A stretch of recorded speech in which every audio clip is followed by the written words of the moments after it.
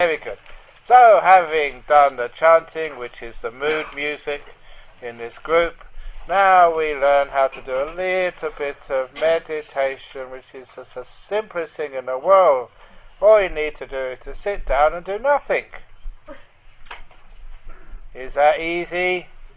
It's not, because people are always doing something.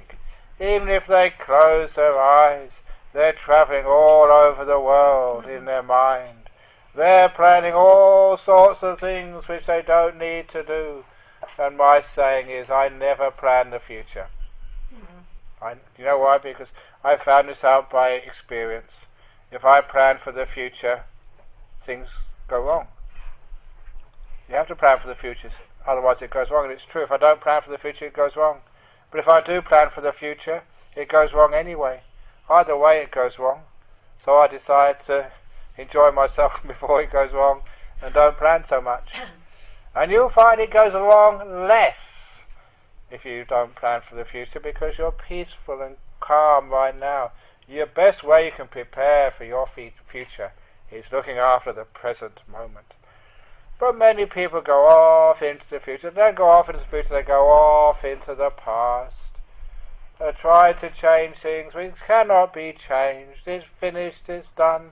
No matter what you think, it cannot be undone now. The only thing you can do about the past is to let it go, to let it disappear. So you are free from all the things which happen to you.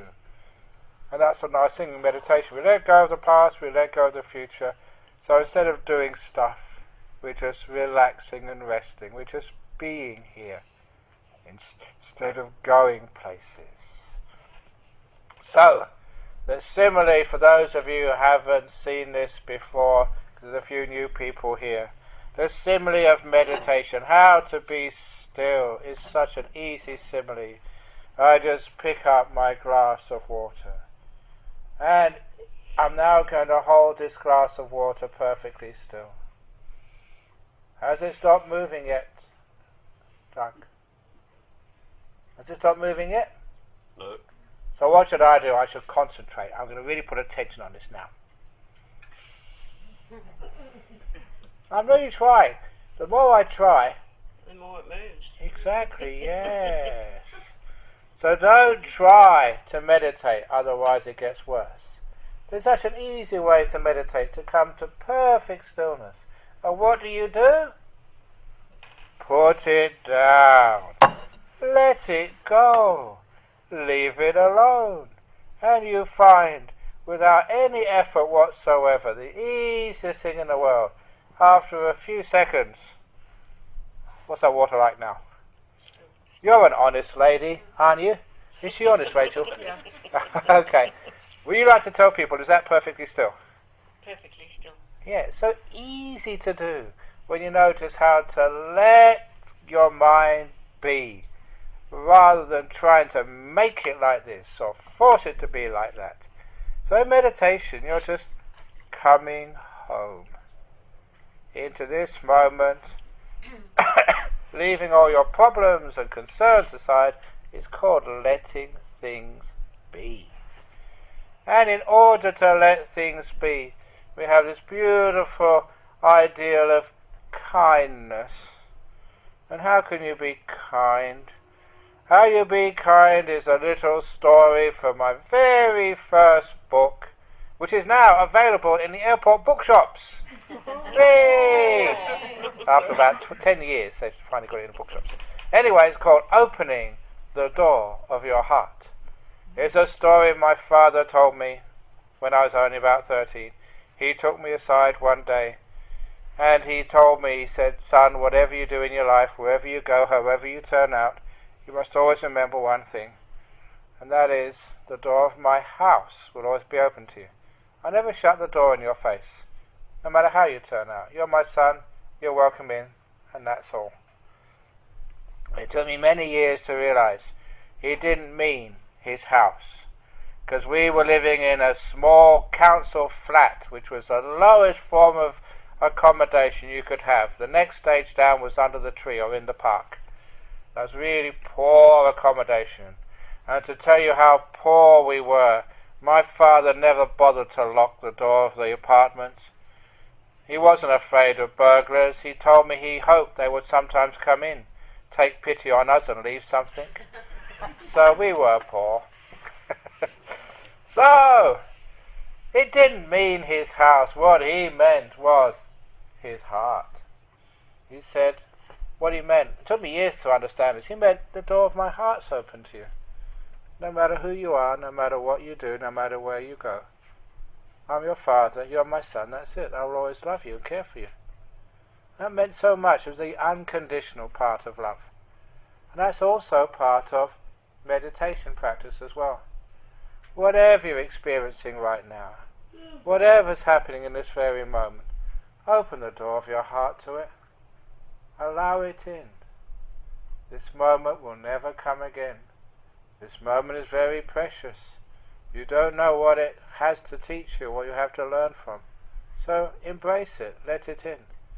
And if you can embrace this moment, just let this moment be, you will find that you become very peaceful, very still, very quickly. It's just adding a bit of kindness to the practice of mindfulness. And you've heard about mindfulness before. You've been teaching this the last 3 months. Rachel, yes, she's nodding her head. And it was Ajahn Brahm who added the kindness to mindfulness. And it became kindfulness, which is the title of my latest book, Kindfulness. That'll be coming in the airport soon, after they sold out this one. Kindfulness meditation. So don't just be mindful, be kindful. And what kindfulness is whatever you're aware of, just be kind to it, smile at it. And then you find you can settle down much more. You know, people are just so aggressive and so forceful, never kind to their own mind. They're not kind to their body. So when you start meditating, you close your eyes. Please be kind to your body. Now how this works is as follows. You close your eyes. What are you aware of when you close your eyes? It's usually your body. There's an ache here, there's a pain there, there's an itch somewhere else. There's always an ache or a pain somewhere. The older you are, the more achy and painful it gets. That's why I'm not into eating health food anymore. I never was actually, but even more so these days, because the more health food you have, the only thing it achieves is 2 extra years in the old people's home. What are you doing that for? And flatulence as well, yeah, very good. That is why anyone who has flatulence in the Armadale meditation group, please make sure you sit in the back so no one else can suffer the results of your flatulence.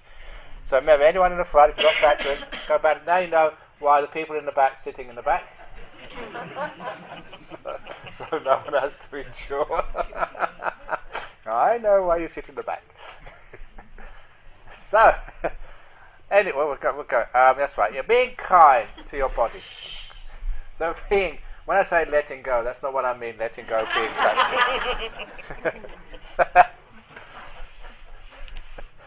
So, yeah, very good. When we are kind to our body, we can relax it.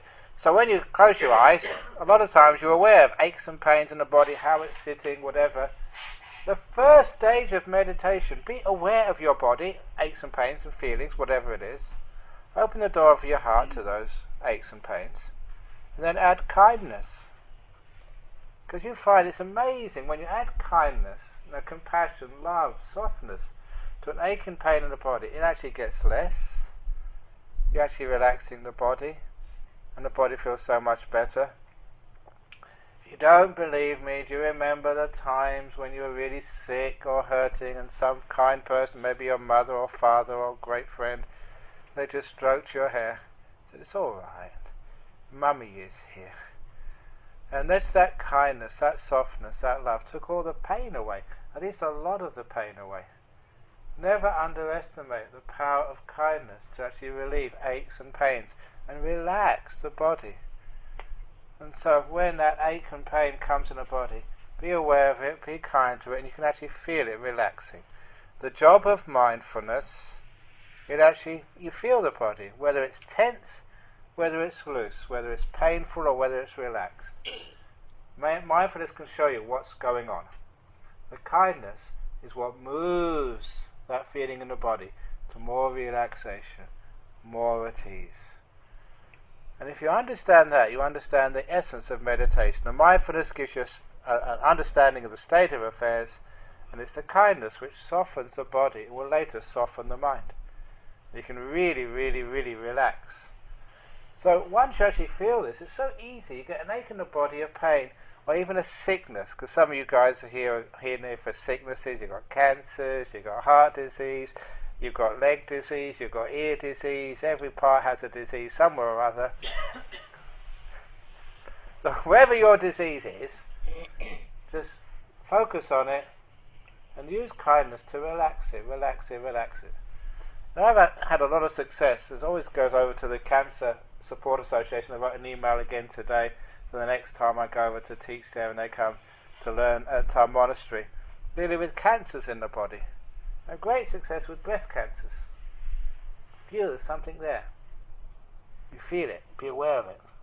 Don't be afraid of it. Don't go somewhere else. And actually be kind to it. And you can feel the whole area just relaxing and opening up. And you feel like it feels much better. In Eastern medicine, you're allowing chi or the winds to actually to come into that part of the body and heal it. Because you're opening it up, you're relaxing, you can feel it gets much better. You're aware and you're kind. Not just aware, but kind as well. And you feel things relaxing. So you do that with your body when you're meditating. You learn how to be very aware of your body, the more times you do this, and you learn how to relax the body. Relax just parts of the body, and you get very, very, very soft and very, very relaxed. Now, honestly, it's like going to a spa, but you don't have to pay for it. You do it yourself in your bedroom, and you feel more relaxed. You pay all these hundreds of dollars these days, to go and have a massage or a hot bath. You feel it, you're relaxed. So that's relaxing the body. And number 2, any emotional problem you have, you always can actually feel it in the body. Whether it's fear, you can actually feel a tightness in the chest maybe. It can be sort of anxiety, it can be anger.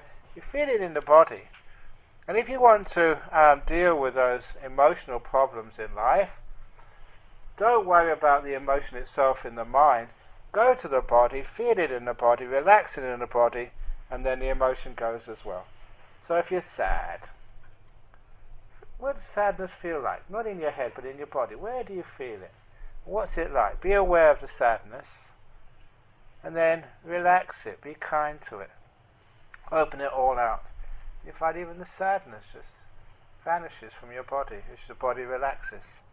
Every emotion has a counterpart in the body, and the kindfulness onto that body part, the emotion goes as well. So when you're relaxing the body in the first part of meditation, you're also doing a lot to overcome some of the emotional problems you've had in the last week or the last year, or you're going to fears you have in the future. It actually tends to disappear from your body. And a lot of times I was the last place I went to, Rachel, when I was the 3-month retreat, I was still working, still doing stuff, and I like telling people that I was invited to give to Korea. I went to Korea, not South Korea, that is, not North Korea.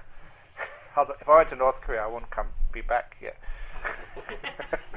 So I went to Seoul to deliver the keynote address at the 2015 World Computer Congress. Exactly, yeah. Good one, yeah, it's a nice one. Nice gig. 1,200 people from Samsung, Google, LG, teaching them all about computing, which I know nothing about. So you go to places like that, and there's actually one of the ministers from New South Wales was there, and he was saying he couldn't sleep. He said he's got insomniac. And so many people have problems with insomnia. So I was teaching people, including him, how to go to sleep. Should be pretty easy in Parliament because it's so boring place. But how to actually to sleep. A lot of times you don't go to sleep at night because you've got aches and pains in the body. You're not relaxed enough. So if you just do a bit of mindfulness meditation with kindness on your own body, your body just relaxes so much. Any problems in your life, you can feel it in your body. It's a tension, a tightness somewhere, locked in your body. Be aware of that tightness, tension, relax it, relax it, relax it, until the whole tightness disappears and you go fast asleep. I don't know why it is with me, but I always feel tightness and tension in my legs. So that, if I've had a very busy day, and I just focus on that, relax it, relax it, relaxes, and before I know it, I wake up in the morning. So that's a great way of healing insomnia as well, just by being aware of the body and being kind to it. And then, once your body is relaxed, we do the same thing to our mind. Your poor emotional world, and so your inner world, sometimes it's got so much tightness and tension in there, fears, so many wounds and hurts and disappointments and whatever's in your mind, mental world. They're just like aches and pains in the body, but they're actually in your mind. And how do you overcome the aches and the pains in the body? You just focus on them, be kind to them, and they relax them away. That's why I was saying, to be able to let go of the past and future, you have to be kind to the past first, and be kind to the future. And being kind to the past means, be kind to yourself if you did something wrong. We all make mistakes from time to time, some more than others, but we're all guilty of making terrible mistakes from time to time. As for me, I tend to tell terrible jokes. How many of you heard the one last Friday night? Okay, quick one, terrible joke, so I can say I make mistakes too. What did the pirate say on his 80th birthday? A pirate on his 80th birthday. He said, "I'm matey." Thank you very much. Matey. It's tradition, okay. So anyway, see, I make mistakes as well. But forgive me, I don't worry about the terrible, terrible jokes which I make. I know everyone says that's a terrible joke, but you remember it and you go and inflict it on all your workmates the following day. So anyway, so you let go of you're kind to the past, whatever happened. You're compassionate to it. You allow it to be. And then it's not a problem anymore. It can just disappear. Same with your future, being kind to the future. What's going to happen to you in the future? Give it the best possible benefit of the doubt. Doesn't matter what happens tomorrow.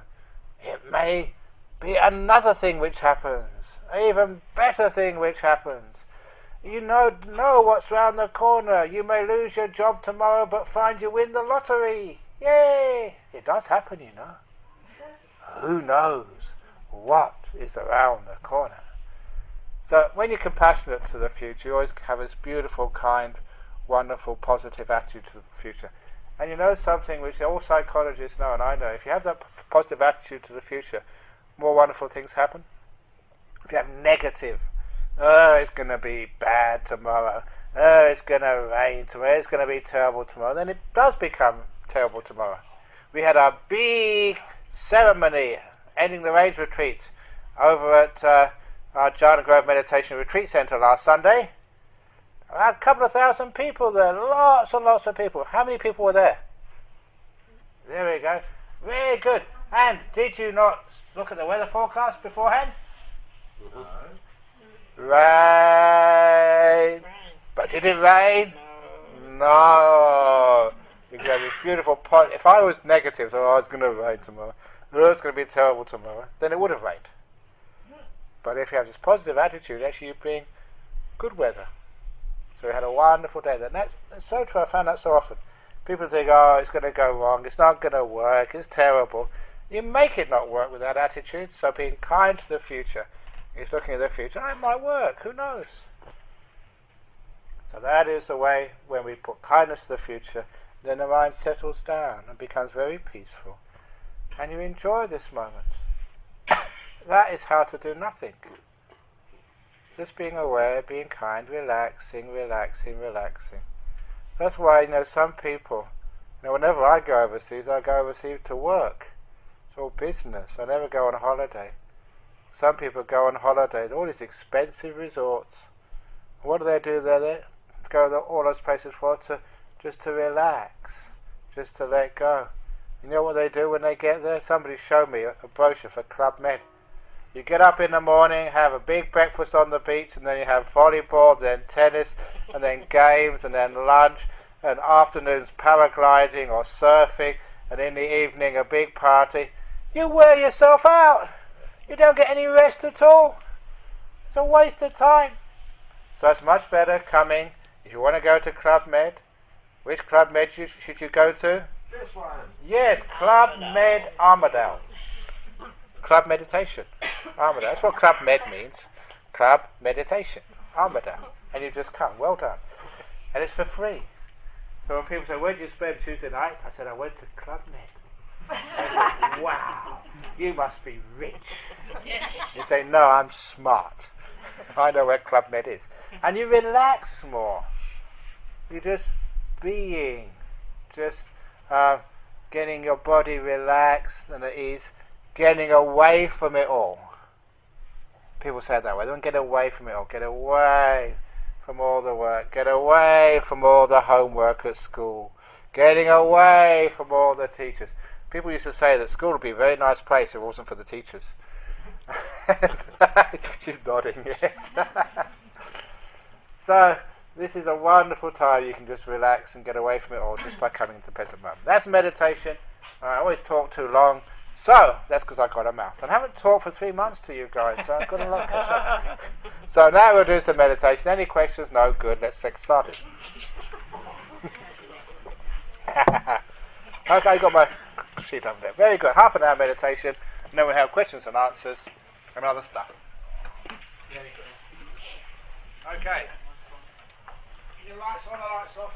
Actually, well, I can't see that clock anyway. Okay. We've been leaving them on during rains. You're leaving them on? We have been. That's pretty radical. That's sophisticated if we can meditate under light. Okay. Whatever. Who wants the lights on? Who wants the lights off? Okay. Okay, on. Put your hand up. Democracy. Plebiscite. That's what we do in the... Who wants them off? No, yeah, okay. The plebiscite wins. But the government then will not follow the plebiscite anyway. Lights on, please. That's much better. Okay, still see the clock just. Okay, good. Okay, that's enough. Yes. Shame it wasn't a couple of days ago, so I could have told some ghost stories. Maybe I'll do a couple of ghost stories afterwards. Halloween. Okay. The kids here, do you want to hear a ghost story later on? Yes. Okay. It's Halloween on Saturday night. In the monastery. No, I can do that afterwards. Oh, now. So now, close your eyes. Come home into this moment. Into this moment. Bring your awareness to your body. How's your body right now? Do you need to fidget your bottom? If you want to, you can. Fidget it backwards and forwards. At our monastery, when people come to the hall, they're always fidgeting. And that's why, if you ever notice, in Buddhist monastery halls, the wooden floors are always highly polished. That's because of all your fat bottoms fidgeting when you're meditating. And over the centuries, those floors are really polished highly.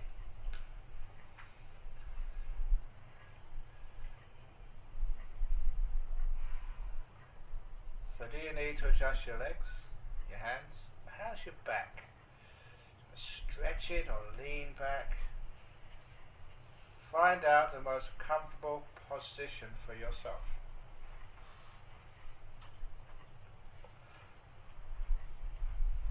Do you need to scratch anything?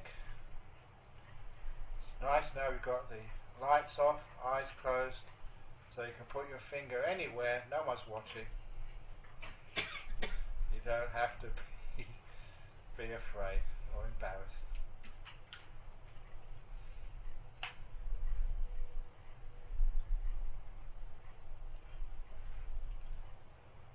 you're aware of your body, be kind to it.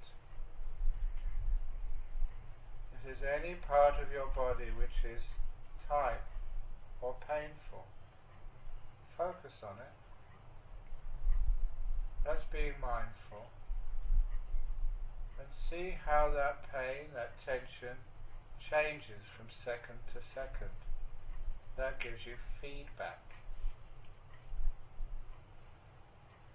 And when you are kind to that sensation, real kindness,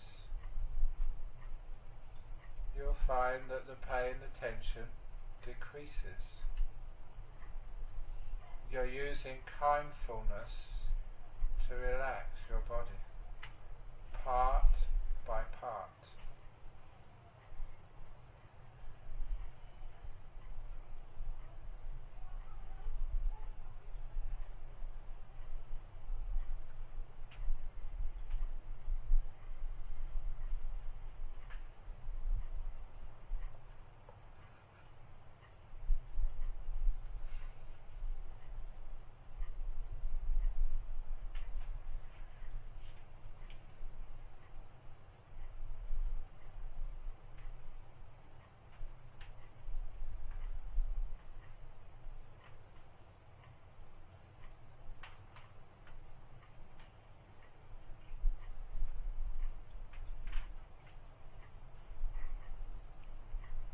Can you feel the painful parts of your body relaxing? If not, stay there. Imagine those parts expanding, loosening, tensions being released, tightness being loosened. This is all kindness, as if you've got an invisible hand just stroking that part of the body which is aching or in pain.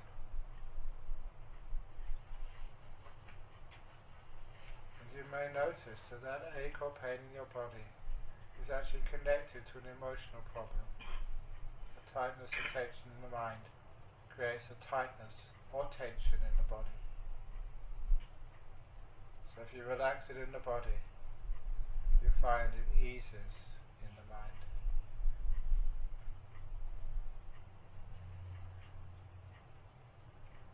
We're trying to get to that state where you've been have a massage, or just had a hot bath, or just lazing on a Sunday afternoon doing nothing, relaxing your body to the max.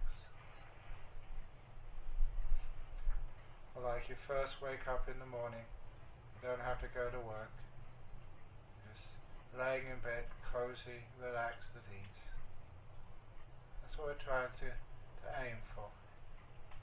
Relaxation of the body, first of all.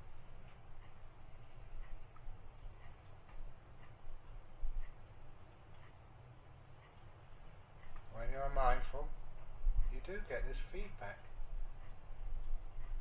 From your own experience, you learn what I mean by relaxation of the body.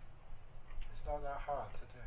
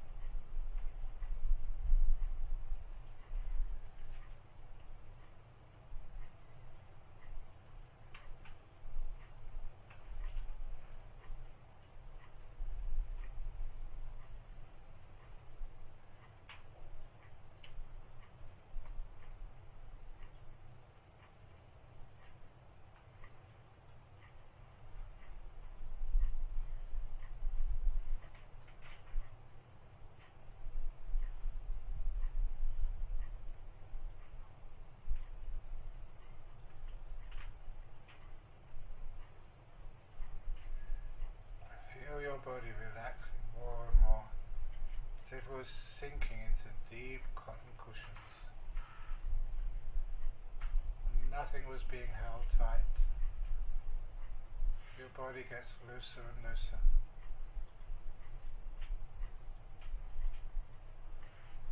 Your mindfulness on the body, relaxing with kindness.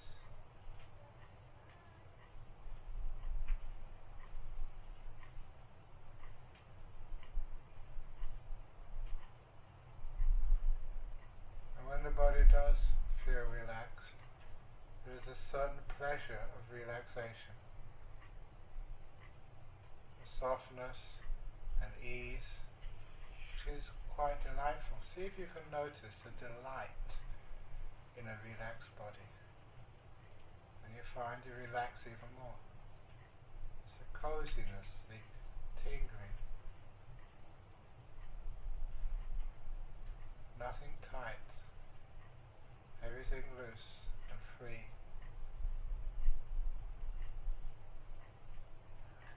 Because you're being kind to your own body. And now we do the same thing to our mental world. All that stuff which you worry about, all that stuff which we tend to carry around from the past. Be kind to all of that. Whatever comes up into your mind, a memory of the past, a fear for the future, just give this beautiful kindness as if you're embracing it, hugging it, saying welcome. And you find it softens, and you can let it go. But be kind to it first. So what are you experiencing right now? What is this moment like? Please, that's mindfulness. Now add the kindness. And you relax your mind, so it's not tight, tense and ache and pain anymore.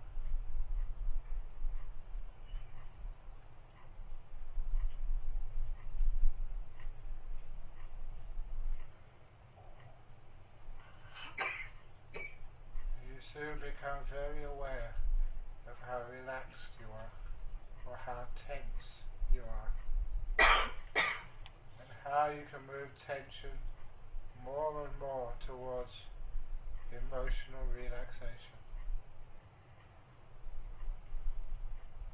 You're being kind. You're letting things be. Not fighting anymore. Too much of life is fighting battles which we'll never be able to win. Now you're letting them go and relaxing. You deserve these moments of peace. You deserve to be free.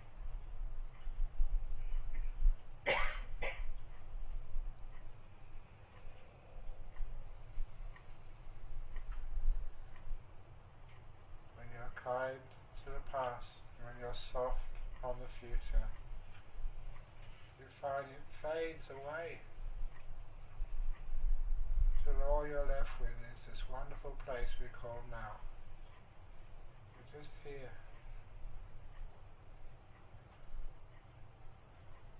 And in this moment, please relax here. This moment is where your future is being made, in this very moment. If you can relax here, being peaceful, being kind, you're doing the very, very best for your future health and well-being. And this moment will later become your past. So you're also creating a very beautiful past by making this moment beautiful.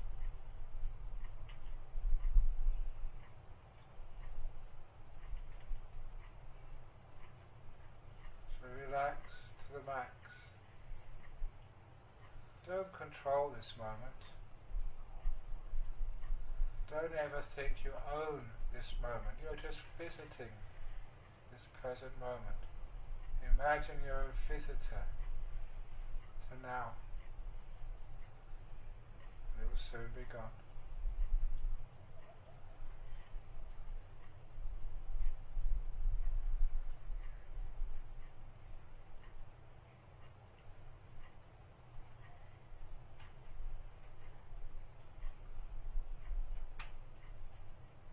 know how peaceful you are?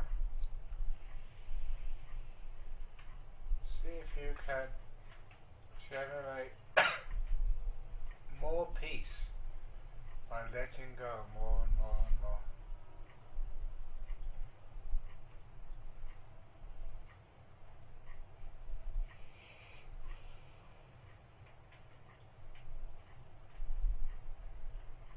Aware of what you're experiencing and being so kind, so gentle.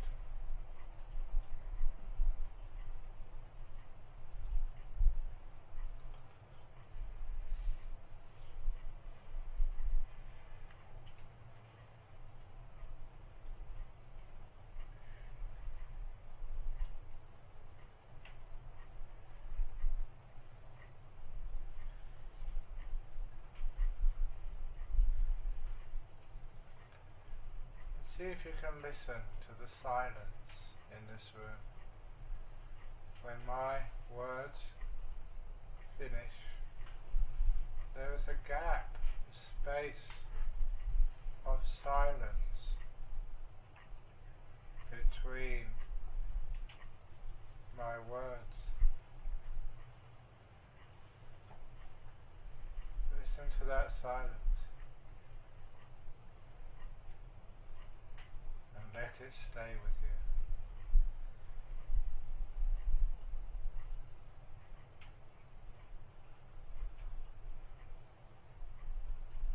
No need for words or comments.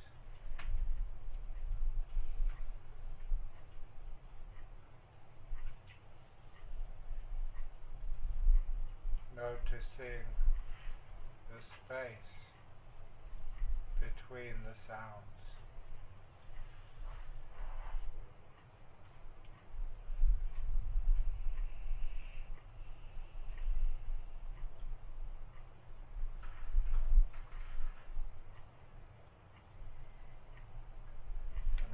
Time relaxing, putting things down, not holding them, letting them go.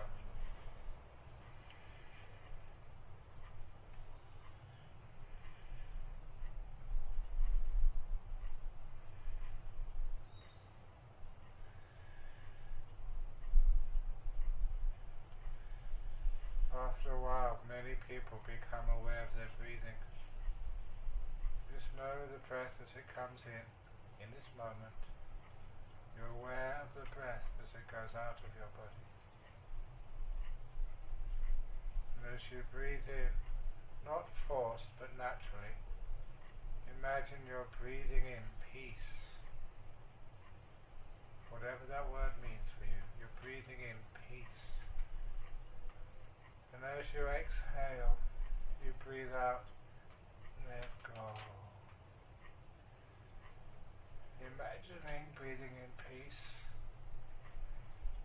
As you breathe out all pain and difficulties and problems, breathe them out with the out-breath and breathe in peace.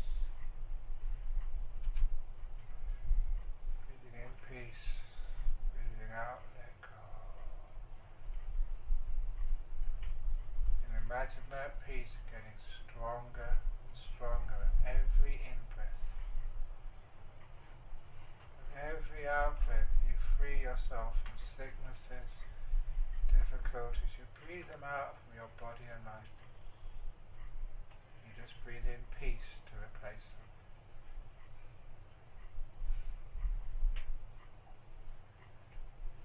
Breathing in peace.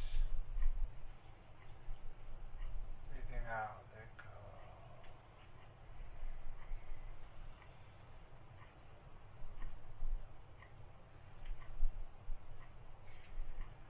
You can actually feel the peace grow inside of you. Feel it solidify and grow more intense as you breathe in peace every in-breath. And you breathe out whatever blocks peace and hurts it, you breathe that out. Out of your body, out of your mind. It does not belong with you. Breathe it out. You may have a cancer, breathe in health. Breathe out the tumors.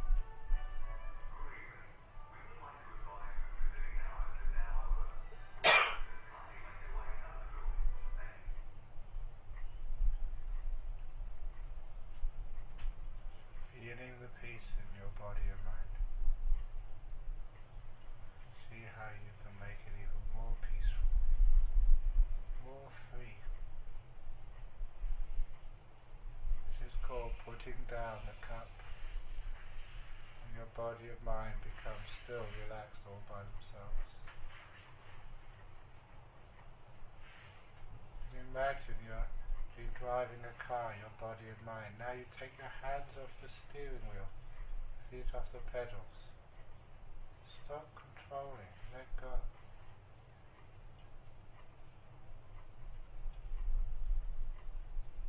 Just breathing in peace, breathing out, let go.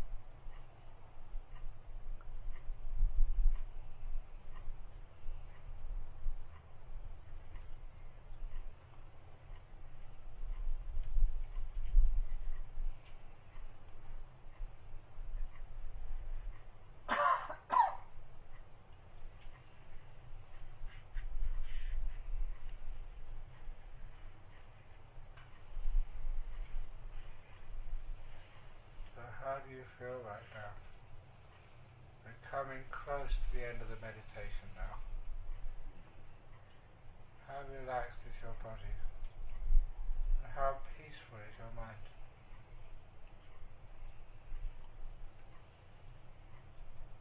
This gives you a taste of what meditation is like. When developed, you can relax so deeply. Find so much peace no matter what's happening in your life. Past and future may be busy and troublesome, but right here, right now, there's always a place where you can rest, be kind, and find some peace.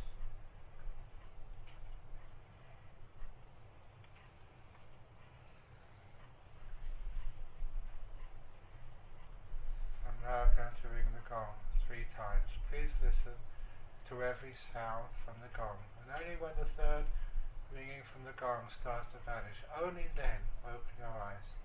And as you do open your eyes, please smile as well as you open the eyes.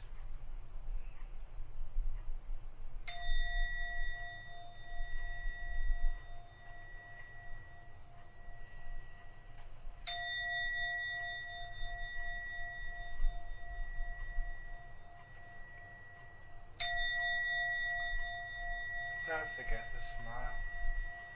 I have to look at all of you.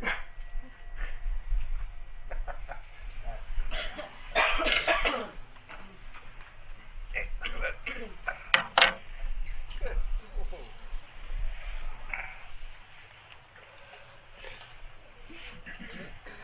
There we go.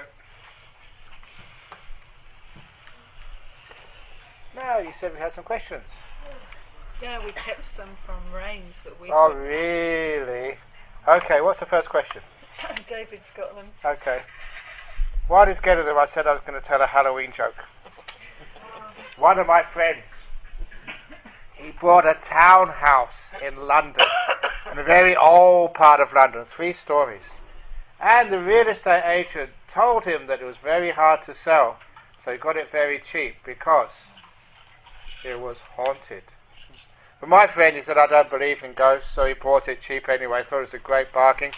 And the first night in the house, he was sleeping downstairs, just in the sleeping bag, no furniture yet. And the first night, in the middle of the night, probably about midnight, he was woken up with a sound. Rap, rap, rap, rap. And he got up. First of all, he thought he was imagining it. But he heard it again. Rap, rap! So he got out of bed. He turned on the lights, checked all the windows, checked the doors. There was no wind, no scientific explanation for that sound. So he thought, I must have been dreaming. So he went back to bed. And as soon as he lay down, he heard it again. Rap, rap! It was coming from upstairs. So he went up to the second story, turned on the lights, looked all around. He couldn't find any reason for that noise. So again he thought, just imagination playing tricks. He was just about to go downstairs. Rap, rap! It was coming from the top story.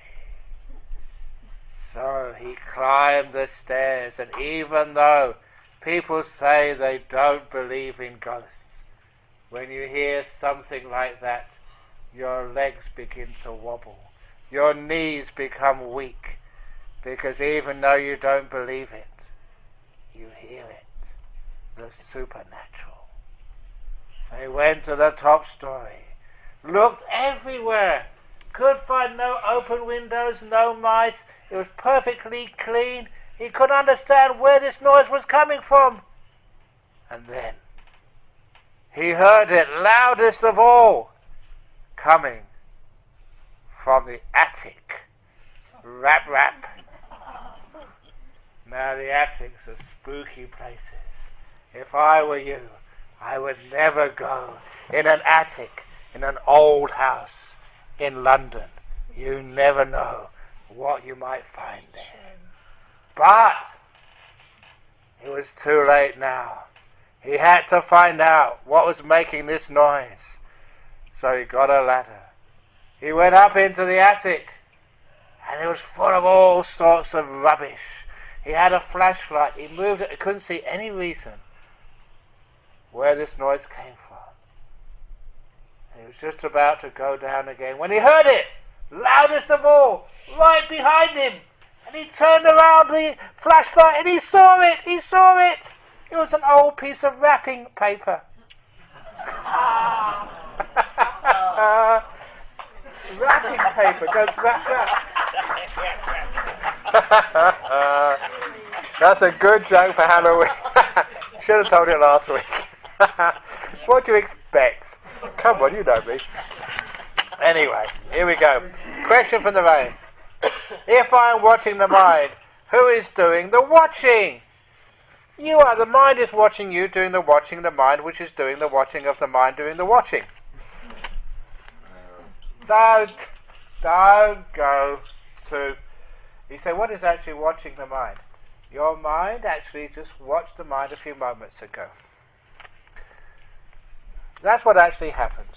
So you don't actually see anything really straight in this moment. Even when you look at the moon, it's about, 30 seconds ago. The sun is about 8 minutes ago.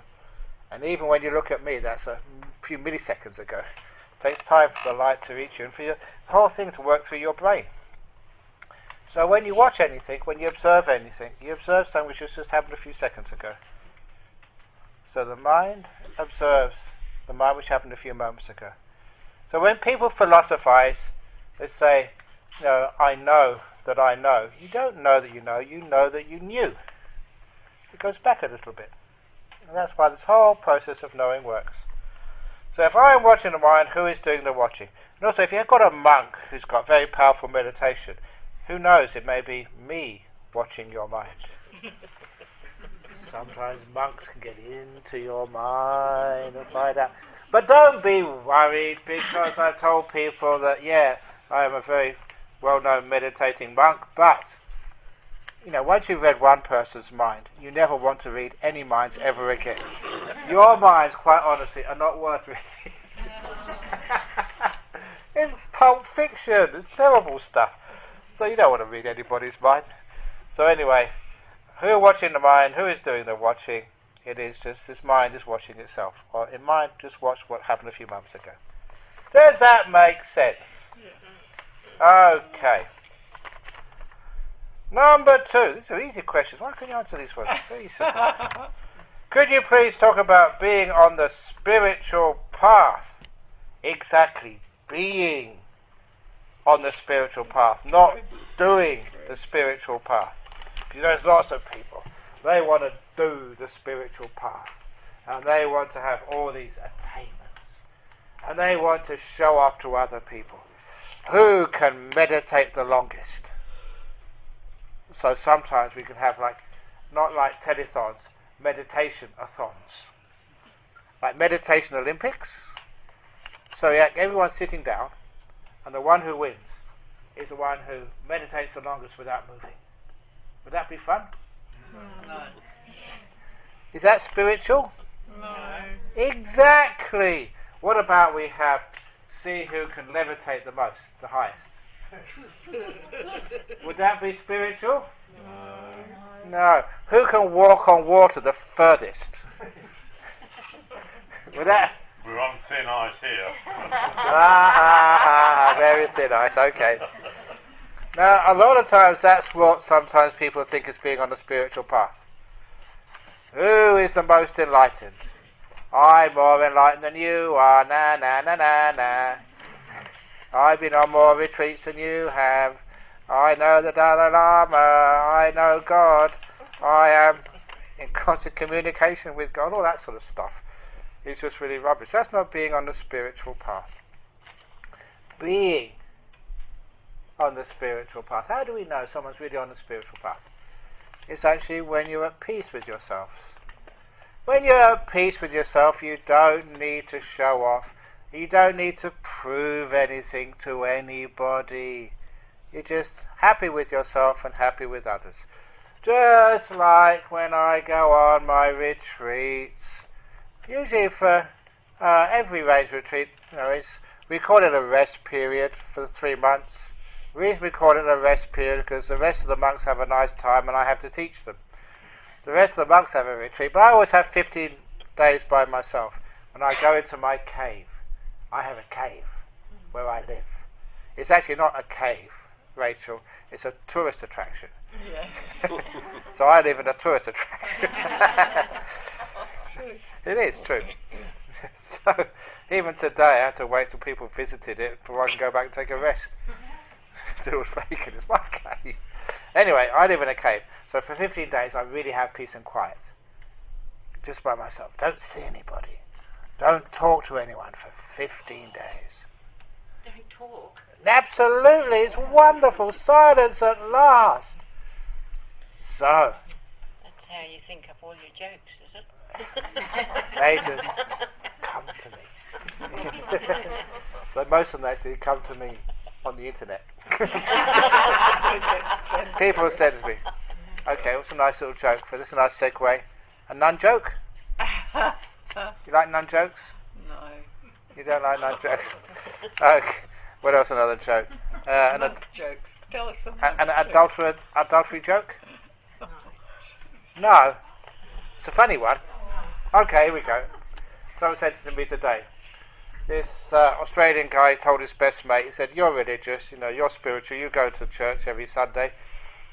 Can you please, after the sermon, can you please keep on talking to the pastor about an hour?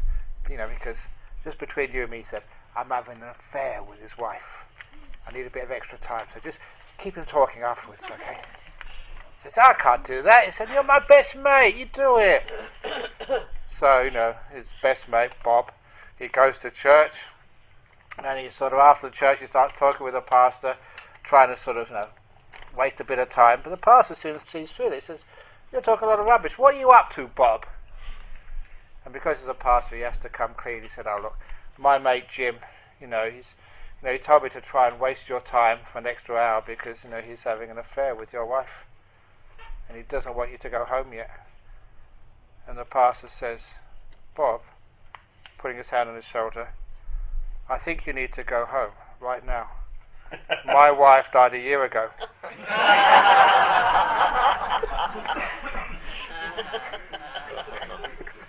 You got it, good, excellent.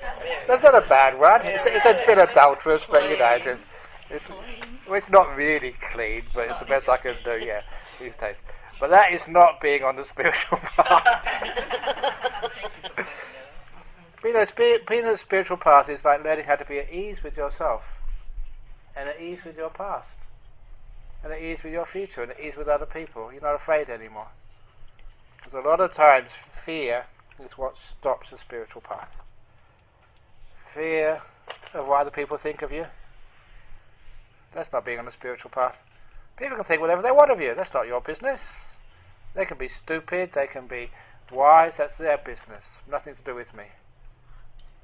So, I was just telling people, part of being on the spiritual path, because we haven't been doing much work at monastery for 3 months, no one was checking the workshop. It's all been locked.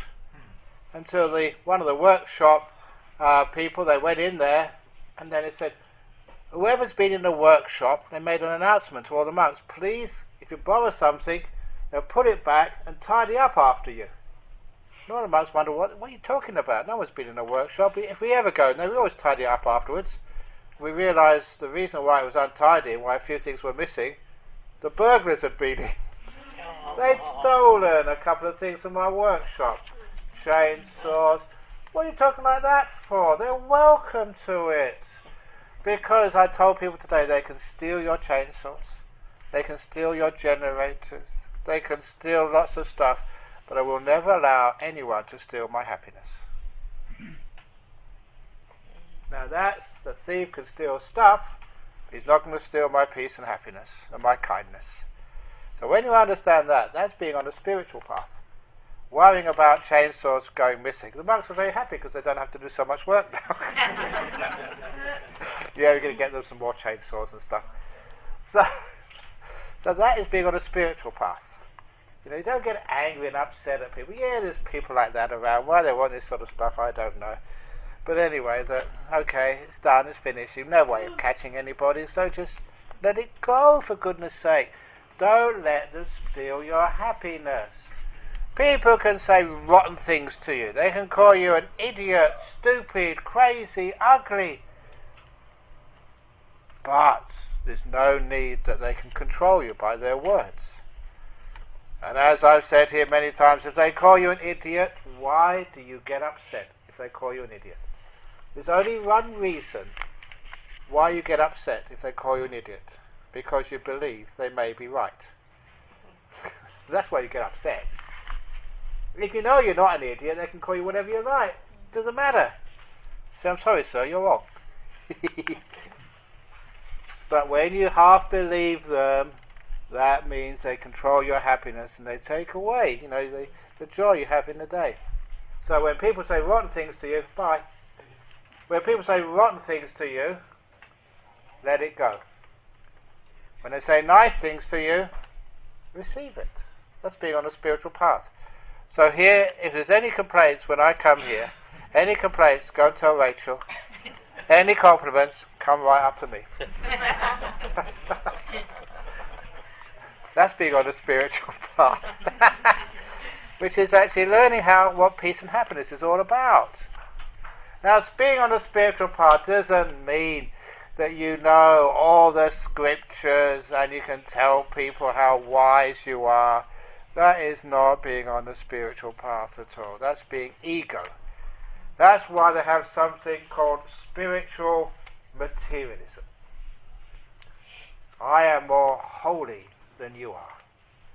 But actually the spiritual path is not being holy. It's not gaining things. Spiritual path is letting go of things. Being more free. Not seeing how much you can have, but how little you can have. It goes against the materialist world of always wanting stuff. I don't mean just houses and jewellery and cars and stuff, because you know what those are like. They end up owning you with all the mortgage and the rent, and you have a car and you have to clean it up afterwards. That's why, here's a nice story for you. You would like a nun story. Here's a nun story for you. A nice nun story. I think it's in one of my books. There was this simple nun a long time ago living in a cave. She hardly had any possessions whatsoever, and she took her little bowl like all the monks have, you see us in Serpentine or in Dharmasara, took a bowl to run on alms round every morning, and after alms round she would come back and eat the food, and that's all she needed for the day.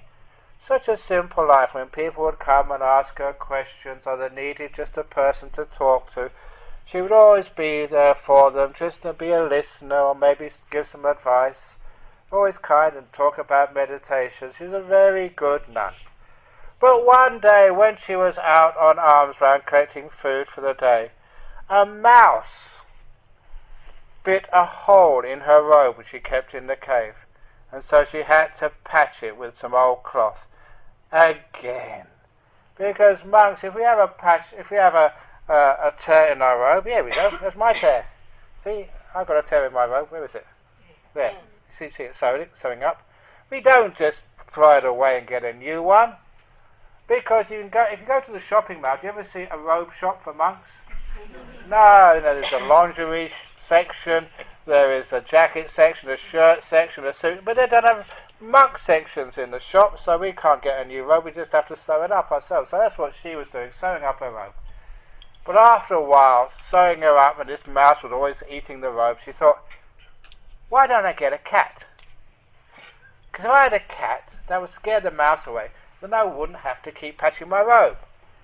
So she asked one of her supporters, she'd been kind to them, do you mind if I have a cat? And there's plenty of cats in town, in the village, and probably a nice little cat. So they got a cat. But then in the cave with the cat, the cats don't eat the rice and curries which she got on alms round. The cat wanted milk or fish. So she had to ask people on the village when she went on alms round, can you get some milk please for my cat? Because I need the cat to keep the mouse away. So managed to get a few people getting her some milk every day, because the cat has to have milk every day. Because monks and nuns, we don't have money. So just had to beg for these things. And then she got a bit fed up having to beg every day for milk from the villagers. So she thought to herself, if I have a cow, I don't need to beg for milk anymore. So she made a collection of many people and bought a cow to provide milk for the cat to keep the mouse away, so she didn't need to patch her robes. And then you can't just have a cow, you have to look after it and have grass for it. So instead of actually asking milk from the people, she actually had to ask grass. But grass was easy to find during the time when it was raining, so she got plenty of grass. But then after a while, it got dry and the grass ran out, and she said, oh crikey, what can I do with my cow? So she had a big offering from all of her disciples to buy a field to supply grass for the cow, to get milk, to feed the cat, to keep the mouse away, so she didn't have to keep patching her robes. But just having a field, she was always looking after the cow, and so she thought actually that, I need a little boy. In those days, the boys would actually do little services, and she would teach it. So she asked for the naughtiest boy in the village, so she could actually train it, and that's very easy to find. They're very glad to give it to the nun, to look after the cow, to look after the field, to give grass to the cow, to get milk, to feed the cat, to keep the mice away, so she didn't need to patch her robes. But the temple boy, couldn't live in the cave with a big nun. That's against the rules. And so they had to build a little house outside the cave for the boy to look after the field, to give grass to the cow, to supply milk for the cat, to keep the mouse away, who kept doing the robes. And so they built a house. And one day, while they were still building the house for the boy to look after the field, in which the cow got the grass to give the milk, to feed the cat, to keep the mice away, to keep them home, someone came and asked, they had a problem, and they wanted to have a bit of counselling. She said, I'm so sorry, I'm too busy, I can't really do it right now. I've got to look after the building. So what are you doing the building for? I need the building for the boy to look after the field, to give grass to the cow, to keep the milk, to give to my cat, to actually keep the mice away so I don't have to keep patching the rope. And then she thought, what am I doing? She finally remembered what the spiritual life really was. So, when she went back, she sent the boy home. She sold the cow she sold the field as well, gave it away to the people who gave it to her in the first place, got rid of the cat, and every day she would come back, there was another little hole in her robe, and she would very happily sew it up. Because sewing a little hole in the robe was much better than looking after all this other stuff. So how often is that our life as well?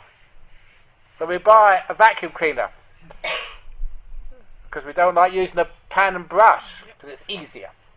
And then we buy, I've seen these ones, these robot vacuum cleaners, so we don't actually have to move it ourselves.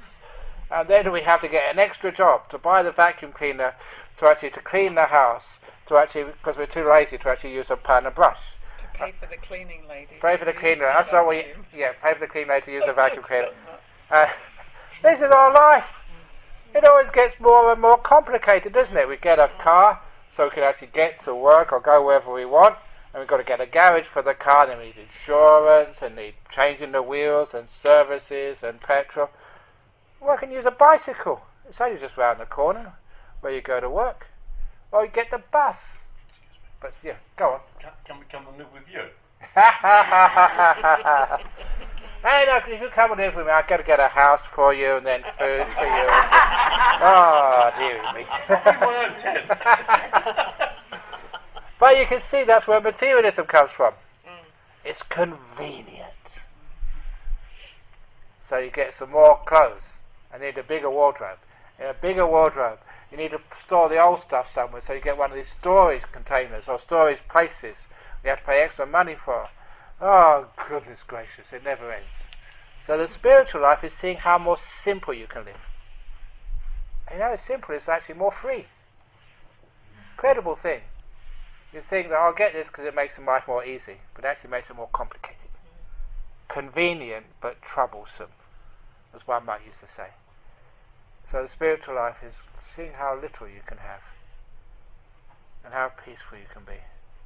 That's why if you ever want to know how I live, come and have a look at my cave. That's why people come and look at it. It's nice and simple, it's easy. I don't have to clean it up. It's so easy, and I don't have to fall out of bed. I just roll out of bed in the morning, literally, on the floor. So that is part of the spiritual life. And sometimes, we've lost that in our religions. Huge churches, big mausoleums, really expensive popes living actually the present one's not so bad, in pope mobiles and stuff. So private jets, all the worst stuff you need. That's not the spiritual life anymore.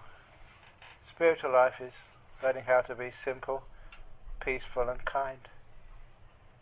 How much do you need? The only house you ever really need, the house you're going to spend most of the time in, is 6 foot long, about 2 foot wide, 1.5 foot deep. That's the place you're going to spend most of your life in. Years and years and years and years if you get buried. But if you get sort of cremated, it's not so long. Why do actually, you do lots and lots of funerals, why do people actually have all these expensive coffins? Waste of money. As for me, I told people, when I die I want to go in the yellow recycling bin. Once a week it takes it away. That is environmentally friendly, yeah. They take it away, they put it in with any other sort of rotting stuff, and they just rot there away, and you go back to the soil again. That's beautiful. It doesn't cost any money either. A little black plastic bag, put me in there, and just off you go. So anyway, I don't know if I said what is on the spiritual path. It's on some sort of path. Spiritual path. Yeah, that's very good. So any questions about that? Do you want one last ghost story? No.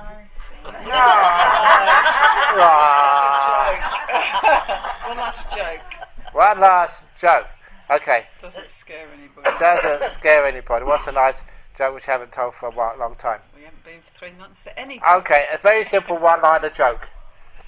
2 ducks 2 ducks were swimming in a pond, because now actually we've got little ducks and ducklings in our ponds now. cute. Yeah, really cute. 7 little ducklings swimming going, very nice. Yeah. So 2 ducks swimming in a pond, and one duck turns to the other and says, quack, quack. And the other duck says, damn it, I was going to say that.